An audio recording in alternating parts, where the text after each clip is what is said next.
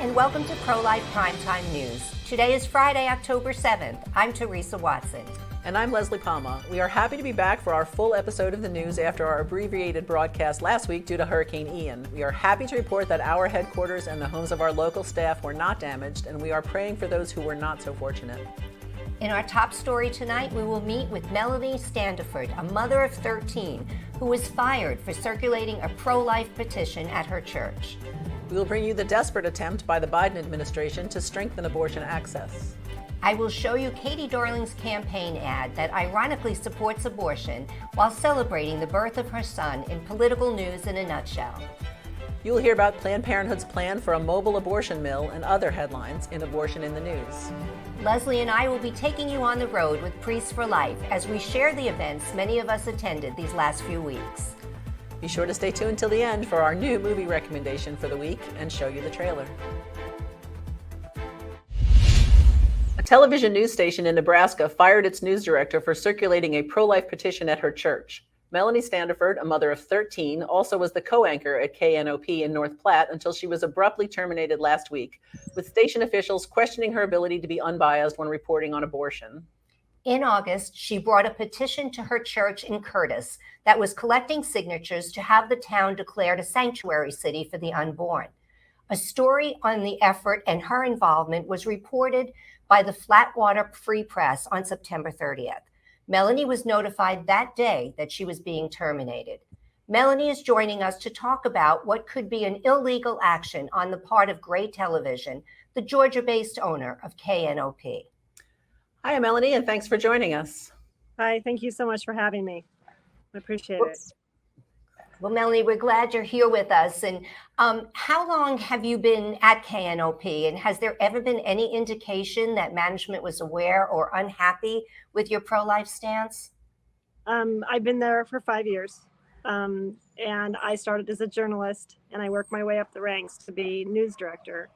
And I've reported on everything, community events. I've, from the little tiny things to the big stories. I've covered everything, and I've had a couple times when, I don't have a degree in journalism, so I've been told a little bit along the way, we can't, say this or say that. But in my reporting, it's always been balanced. And I'm kind of confused because, like right now, if you go on to, unless they've taken it down since I've been terminated, I know as of last night, if you go on their pages, the Gray Media pages that are our sister stations in Nebraska, the reporting that I've done on abortion and some of these issues, those articles are still on their pages. So they're clearly not, biased in any way or going against any kind of Gray policy for what would be as a journalist as far as coverage goes. Well, tell us about the petition you brought to your church and when that was. Okay, so I need to look at the calendar, but it was sometime in August or late July. And the petition came to our city. A person in our church actually put that petition out there, and then it was at our church. And so while it was at our church, I had talked to other people of our congregation and said, this, and it wasn't just me, it was other people in the church, just kind of talked about, the pastor announced it, things like that.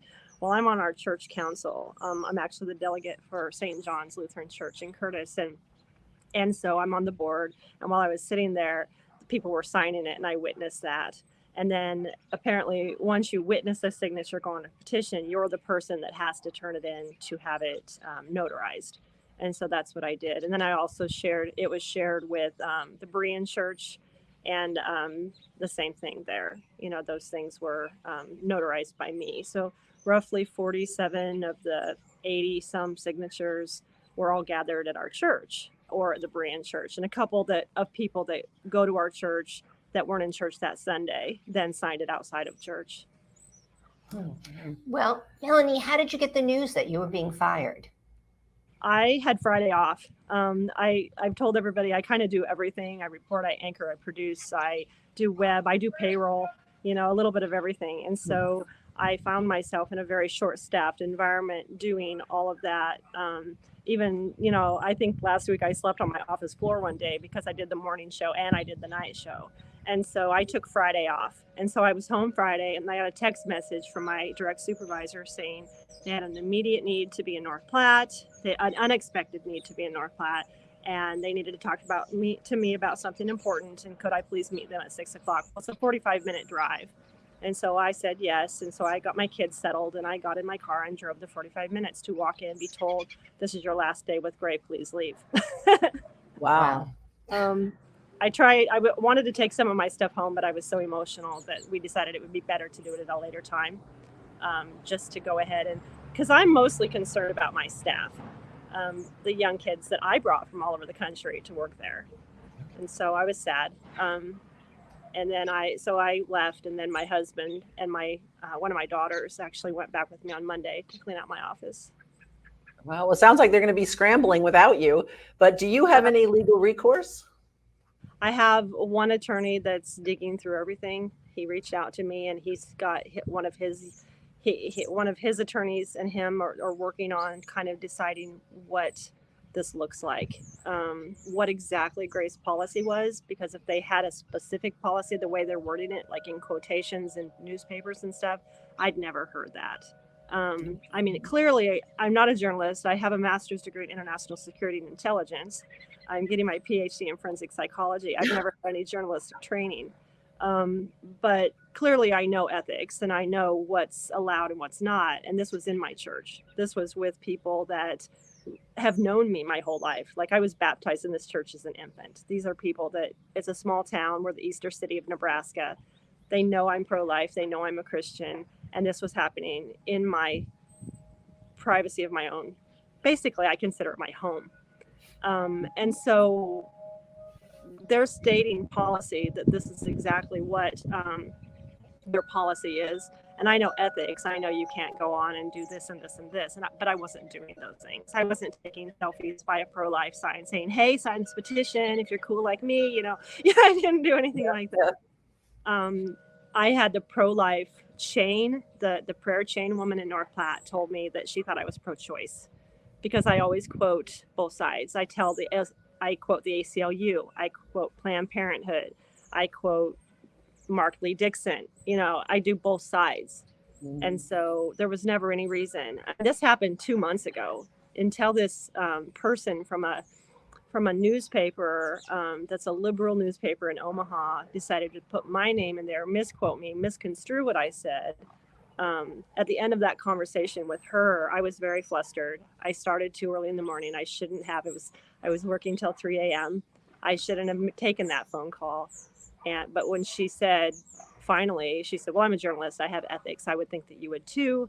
And I tried to explain. By this time, I'm wanting to cry because I don't know how to deal with this. I'm a kind person. I have a hard time when people are that way. I said, you know what, you're fine. My kids were like, mom in the background, wanting to get ready for school. And I found, you know what, fine, you're right. I probably shouldn't have done it. I got to go. And so the quote that went in the Flatwater Free Press was, Melanie Standiford said, yeah, maybe, you're right. I shouldn't have done this. Wow. Well, it's such a shocking, story, Melanie. But I have to ask, you've mentioned your family, and some news reports have said that you're the mother of 9, but do you actually have 13 children? I have 9 biological children, yes. And I have 13 altogether. Wow. And you mentioned when we were chatting before that you homeschooled for 10 years? I did.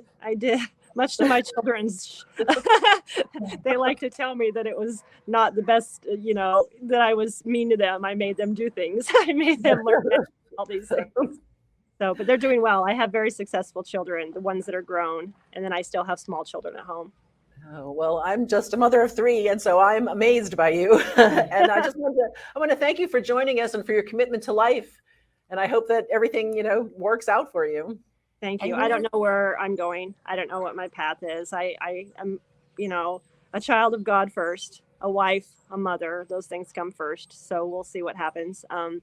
Everything works to the good of God, and so I think that he'll make something great out of this, even if it's drawing attention to the issue of, the importance of the unborn. So.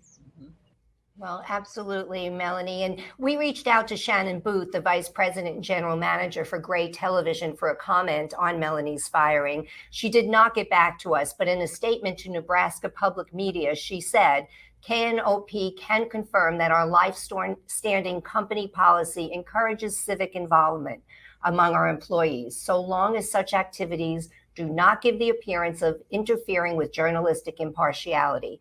Booth said in a statement, in furtherance of that qualification, KNOP's news personnel are not permitted at any time, and regardless of beliefs, to actively engage in any political activity for any candidate, party, or ballot initiative. 51 cities in the United States have declared themselves sanctuary cities for the unborn in an effort spearheaded by Mark Lee Dixon, the president of Right to Life of East Texas. If you want to learn more about the movement, go to sanctuarycitiesfortheunborn.com. Again, thanks so much, Melanie, for joining us. Thank you for having me. Biden and Kamala Harris convened their task force on reproductive health care access Tuesday to mark 100 days since Roe v. Wade was overturned. The meeting brought together cabinet secretaries and abortionists, with the latter introducing themselves with their preferred pronouns and speaking about pregnant people. The Associated Press described the White House gathering as a, quote, bureaucratic show of force that seemed to highlight the fact that the executive branch has few options for strengthening abortion access, although 2 steps toward that end were announced. The Department of Health and Human Services will release $6 million in new funding for family planning services, and the Department of Education will remind universities that federal law prohibits them from discriminating against pregnant students, including those who choose abortion. The 2 steps announced Tuesday are reminders of the administration's limited toolbox, the AP reported. Jennifer Klein, director of the White House's Gender Policy Council, said 30 million women of childbearing age now live in states where nearly all abortions are banned. The Democrats seeking election or re-election next month are focusing on abortion, while Republicans are campaigning on promises to rein in both the increasingly violent crime rate across the country and runaway inflation, issues that affect all 330 million Americans. And now we turn to political news around the country. Abortion was in the spotlight Tuesday when Governor Tony Evers, a Democrat running for re-election, called legislators into session to look for a way for voters to be able to repeal the state's 1849 abortion ban. But the Republican-controlled legislature gavelled in and out in 15 seconds, rejecting Evers' attempt to bring legal abortion back to the state. The move by Evers is the latest by Democrats in the battleground state to turn the November 8th election into a referendum on abortion. But Evers' opponent, Tim Michels, Republican U.S. Senator Ron Johnson, and other Republicans are focusing instead on crime and public safety, arguing that Democrats have failed to keep state residents safe. A Marquette University Law School poll last month showed both the state's governor and Senate races to be about even, while a majority of voters support abortion rights. That same poll also showed crime and public safety to be issues of high concern among voters. The tactic of calling special sessions on hot-button political issues has been used repeatedly by Evers. In an effort to put Republicans on the spot, Evers have called special sessions on issues such as gun control and expanding Medicaid. They have never acted on any of the special session calls, including one in June to repeal the state's abortion ban. Wisconsin clinics stopped performing abortions after the U.S. Supreme Court overturned Roe v. Wade, as a legal fight plays out to determine whether the state's 1849 abortion ban is in effect. Michels repeatedly voiced support for the ban, which has no exceptions for rape and incest, during the Republican primary. But last month, Michels reversed himself and said he would sign into law a bill granting exceptions for rape and incest. Nevada Democrats have held up their state as a national testing ground for how to win Latino votes in 2024. But with only 32 days until the midterm elections, there are warning signs at the doors, on the phones, and on the streets. Latinos are threatening to stay home. And that is despite the presence of the first ever Latina elected to the U.S. Senate, Catherine Cortez Masto, at the top of the ballot in a re-election bid. Organizers in both parties say that they see the same phenomenon developing, as do major Latino groups and the powerful Culinary Workers Union. Disgruntled over the economy and unhappy with their post-pandemic job quality, these voters, many of whom Democratic groups identify as once lifelong supporters, could sit this one out. That's on top of the usual challenges of turning out voters for midterm elections.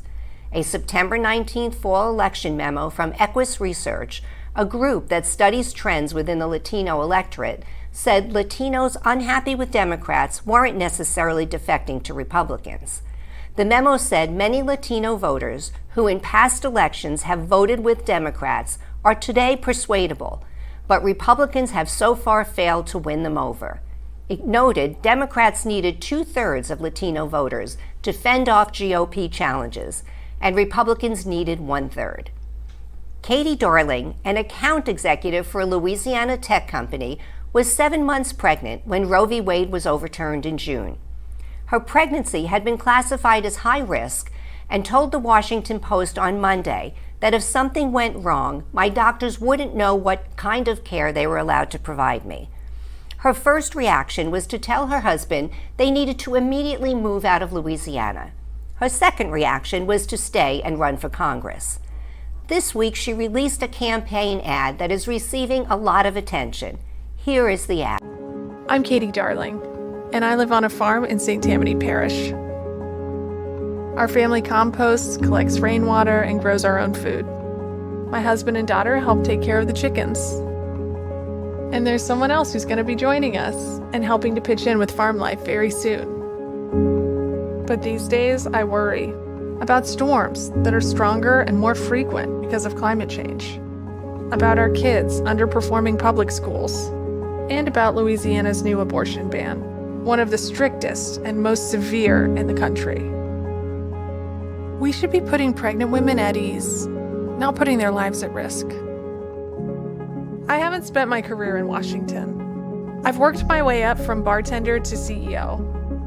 Now, I help nurses organize our complicated health records. Because nurses aren't just heroes, they're saints. Louisiana deserves better than the path we're on. I'm Katie Darling, and I'm running for Congress because I want that better path. For you, for her, and Here we go. for him. Darling's comment, I am grateful for my medical care, but I've heard countless stories from people with pregnancy complications who would have died without care that is now banned, is based on misinformation spread repeatedly by pro-abortion Democrats and echoed in the media. But Dr. Christina Francis, incoming CEO of the American Association of Pro-Life Obstetricians and Gynecologists, testified before a congressional subcommittee that false claims abound that state abortion restrictions will prevent physicians from being able to treat ectopic pregnancies, miscarriage, and other life-threatening complications in pregnancy. This is blatantly absurd, as not a single state law restricting abortion prevents treating these conditions. Though it is not mentioned in the ad, Darling's campaign website notes that she supports the Radical Women's Health Protection Act, which would legalize taxpayer-funded abortion throughout pregnancy and repeal every national and state-level law offering protection to the unborn, their mothers, and healthcare workers. Pro-lifers have noted the irony of the ad, celebrating the birth of her son while supporting death by abortion for other babies. Darling is a long shot in a race against House Republican Whip Steve Scalise, who has represented the 1st Congressional District in New Orleans since 2008. In politics, under traditional circumstances, the charge that a candidate had once paid for a girlfriend's abortion would be a campaign killer, especially in the final month before an election. But so far, at least, that is not the case with Herschel Walker and the accusation that the Republican nominee for U.S. Senate from Georgia paid for the abortion of a girlfriend in 2009. Walker denies the claim and has threatened legal action. Since the Daily Beast published that accusation on Monday, the one-time University of Georgia football great had what his campaign called a record-breaking fundraising day, $182,000, 50,000 of which came in during Walker's appearance Monday night on Sean Hannity's TV show. In addition, pro-family groups show no sign of abandoning Walker in his neck-and-neck contest with Democratic Senator Raphael Warnock. We've seen this movie before, Ralph Reed of the Faith and Family Coalition told reporters. They're trying to take down a good man. Herschel Walker has denied these allegations in the strongest possible terms, and we stand firmly alongside him. Mallory Carroll of the pro-life Susan B. Anthony list told reporters Tuesday the same unbending support for Walker was voiced by national Republicans, Senator Rick Scott, representative from Florida, chairman of the National Republican Senatorial Committee, who said Republicans stand with him. On a side note, we at Pro-Life Primetime News believe that even if this accusation were true, which we hope is not the case, Walker's current pro-life stance does not become tarnished. Many former abortion advocates have become unapologetically pro-life after experiencing the horror of being involved in an abortion. One case in point is Dr. Bernard Nathanson, an architect of the movement to legalize abortion, who oversaw some 60,000 abortions and performed 5,000 himself, even aborting his own son. Dr. Nathanson eventually rejected abortion on scientific grounds. He was welcomed by the pro-life movement and became an outspoken advocate for the unborn. In the Bible, Luke 6:37 says, "Do not judge, and you will not be judged. Do not condemn, and you will not be condemned. Forgive, and you will be forgiven." And that's political news in a nutshell. The FBI has raided the home of a second pro-lifer and charged him and another 10 people for violating the Freedom of Access to Clinic Entrances, or FACE Act. Chester Gallagher was out of state when FBI agents arrived at his home in Lebanon, Tennessee, to arrest him in connection with a rescue effort in March 2021 in Mount Joliet, Tennessee. Pro-lifers gathered in the hallway outside the Carafem abortion business there, singing, praying, and convincing at least one mother to walk away from her abortion appointment. 11 of those present are now being charged with committing FACE Act violations. On September 23rd, the FBI sent more than a dozen agents to the Pennsylvania home of pro-life activist Mark Hawk, charging him with violating the FACE Act outside a Philadelphia abortion mill a year ago. Also, Father Fidelis Mozinski, a priest of the Franciscan Friars of the Renewal, was charged with FACE Act violations last week after allegedly padlocking a gate outside a Planned Parenthood abortion mill on Long Island in July. A first conviction of a FACE Act violation is a misdemeanor punishable by up to a year in prison. Subsequent violations are considered felonies and can lead to sentences of more than 10 years in federal prison. In what the nation's #1 abortion seller describes as our act of defiance, Planned Parenthood has announced plans to send its first ever mobile abortion mill to the Illinois border with Missouri. Abortion is legal in Illinois but banned in Missouri. The 37-foot van will have a lab, 2 exam rooms, and a waiting room, and will offer chemical abortion at first, adding first trimester surgical abortion early next year. Eric Scheidler, executive director of the Illinois-based Pro-Life Action League, commented on Planned Parenthood's newest venture. "The real reason Planned Parenthood is launching this abortion truck is to corner the interstate abortion market in Illinois. Abortion providers in Tennessee, Ohio, Indiana, and other nearby states have announced plans to move their operations just inside the Illinois border, and Planned Parenthood wants to muscle out the competition," Scheidler said. "But just consider the bloodthirstiness of this scheme, an RV driving around looking for unborn children to abort. One is reminded of the mobile gas chambers employed by the Third Reich." Sheryl Sandberg left her #2 position at Facebook September 30th and announced just days later that she will donate $3 million to the American Civil Liberties Union to help it fight laws across the country that are protecting the unborn from abortion. "We must keep up the fight to defend our right to choose and protect abortion access," said Sandberg, one of the most prominent female business executives in the country. Sandberg was a major donor to Planned Parenthood during her 14-year tenure at Facebook. An abortion business in Phoenix has devised a way that will let it continue to facilitate abortion in a state where it is now banned. Under the arrangements, patients will have an ultrasound in Arizona, get a prescription through a telehealth appointment with a California doctor, and then have it mailed to a post office in a California border town for pickup, with the Abortion Fund of Arizona covering the cost of the pills. When Arizona's abortion ban was enacted September 23rd, Camelback Family Planning had doctors in Sweden writing prescriptions for the deadly pills and then having a pharmacy in India mail them to pregnant women in Arizona. The new arrangement is a more efficient way to kill babies. Kathy Herod, president of the Prolife Center for Arizona Policy, said, "I'm not surprised that the abortion industry would care more about their bottom line and about selling pills than they would about taking care of women." It seems that wherever there's a law protecting babies from abortion, the Satanic Temple will show up to file a lawsuit against it. The Godless Group filed a suit last week that seeks to overturn Idaho's abortion ban on the grounds that aborting babies is a religious ritual. The group filed a similar lawsuit in Indiana. Within the past decade, it has filed numerous lawsuits in different states to overturn pro-life laws, though its attempts thus far have failed. The Satanic Temple is not only interested in abortion. Life News reported earlier this year that the group started a club for elementary school students in Belleville, Illinois. And finally, National Pro-Life Cupcake Day got some unexpected publicity this week when a frozen custard company apologized for promoting the day.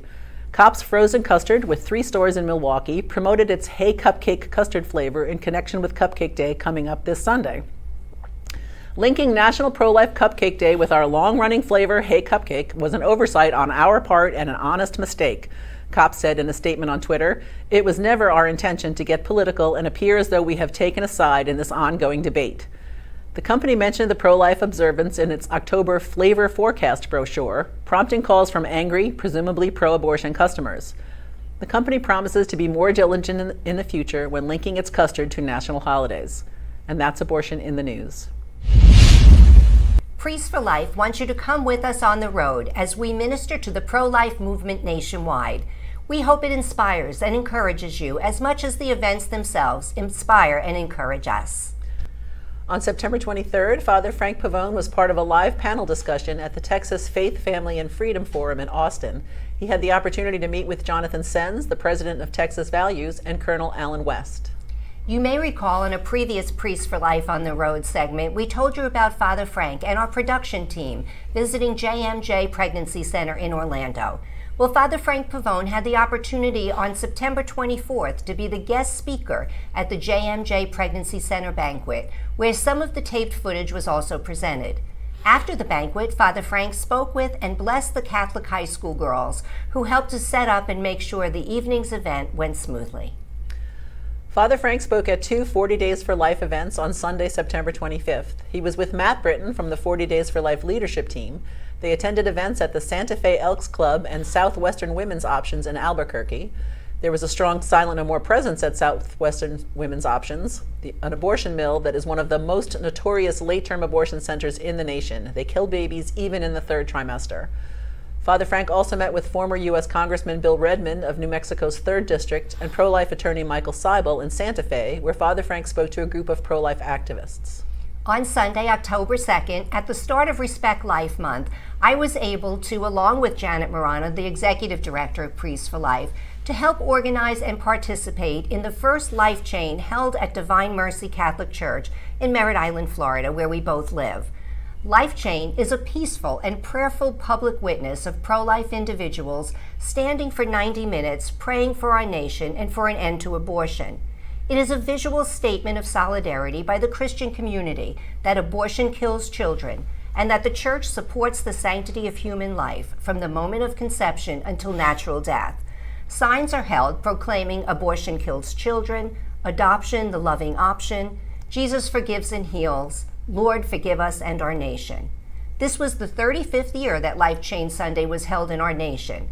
Over 60 people joined us in praying for an end to abortion in Merritt Island. Part rally, part revival, Ohioans who oppose abortion flooded the Ohio State House's west lawn before marching through the streets of Columbus Wednesday afternoon. Say it like you actually believe it, that nothing is too hard for God, that nothing is impossible for God. Let me hear you say all things, proclaimed Aaron Baer, president of the Center for Christian Virtue, referencing Ohio's motto of with God, all things are possible. All things, the crowd replied, as Baer punctuated it with an amen. The first Ohio March for Life, organized by the same group that leads the Washington, D.C. March every January, was a show of support for ending abortion access in Ohio from the point of conception. Ohio's Republican lawmakers are poised to ban nearly all abortions when they return to Columbus after the November elections. Brian Kemper, president of Stand True and director of youth outreach here at Priests for Life, was at the march in Ohio representing Priests for Life. Here's Brian at the start of the march. Ohio, just getting lined up here in the streets. The beginning of the march will be right here. State House is behind us. and that's where most of the people are at, coming over from the stage right now. They're starting to get lined up as we get going. Beautiful day here in Columbus, Ohio, as we're standing up against the killing of innocent preborn children. Roe versus Wade has been overturned with the Dobbs v. Jackson case, but we still have a lot of work to do to completely abolish abortion, stop the killing of innocent children that's going on in our nation. And so I'm here in Ohio. I live in Ohio, but I'm here in Columbus at the Ohio March for Life, standing up, being a voice for life here. And we're excited that we get to stand and walk, and we're excited that there's these state marches that are going on. So I'm here representing Priests for Life, Father Frank and Janet and everybody for the March for Life here in Ohio. So I'm going to go ahead and get ready to get in the line, but I just wanted to greet everybody, say hello, and ask everybody to stand up and be a voice for life. Life does not just begin at the time the heartbeat is detected. Life begins at conception, said Representative Jenna Powell from Arcanum, Ohio. The shackles are no longer holding us back as state legislators, and we can and we must be a voice for unborn children here in the state of Ohio. Brian Kemper said at the end of the march, what an amazing day to gather at the Ohio State House with politicians, faith leaders, and pro-lifers for the first ever Ohio March for Life. Seeing a great young state representative like Jenna Powell, whose first campaign my son worked on, taking such a lead role in pro-life work here was inspiring. Seeing some old friends from other states come to Ohio to support the march was refreshing, and I cannot wait to march along with them at other state marches and the National March for Life. The pro-life community is coming out in force as we show the world that we are the generation that will abolish abortion. Janet Marana and I traveled to Vero Beach, Florida on Wednesday evening to visit a caring center for women, a beautiful pregnancy center which supports, educates, and helps make adoption plans for pregnant women in the area. We met with the owner, Jerry Rorick, who gave us a tour of this amazing facility and explained their 5-year history. After our visit at a caring center, we went to St. Helen Catholic Church, where Janet was the guest speaker at their 14th annual Rosary Prayer Service, sponsored by their Respect Life Committee. Thank you for joining us on the road with Priests for Life. We have another movie recommendation for our viewers, although you will have to wait a bit to see it. Mother Teresa, No Greater Love, played in 960 theaters across the country for 2 days only this week, marking the 25th anniversary of the death of the woman also known as St. Teresa of Calcutta.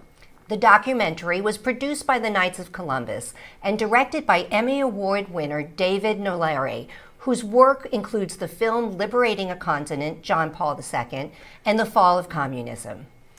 In his review, Catholic film critic John Mulderig wrote, boldly pro-life, Mother Teresa was also a pioneer in providing fearless medical care to AIDS patients in the early days of the disease, a time when many people shunned them. Another film critic, Andrew Petropin of the Word on Fire Institute, noted that when Mother Teresa stood on a global stage in 1997 as the winner of the Nobel Peace Prize, she used her acceptance speech to advocate for the unborn, telling the world, the greatest destroyer of peace today is the cry of the innocent unborn child. The nations that have legalized abortion, they are the poorest nations. Mother Teresa, No Greater Love will return to theaters next month, and we're looking forward to it here at Priests for Life. Our national director, Father Frank Pavone, visited Mother Teresa and her missionaries of charity in India, and photos of that visit line the walls of our headquarters. Here's the trailer to give us a glimpse of what to expect.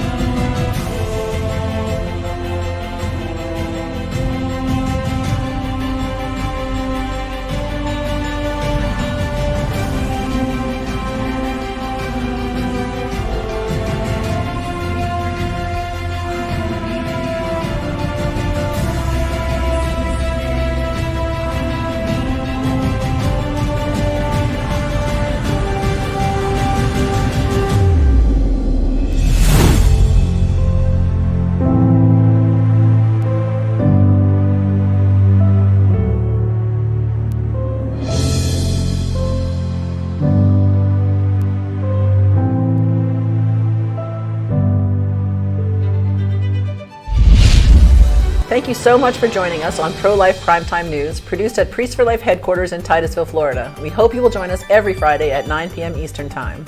We hope you will support this show and all of our broadcasts, including Just Ask Janet, our daily masses, and Father Frank's broadcast by making a donation to prolifegift.org.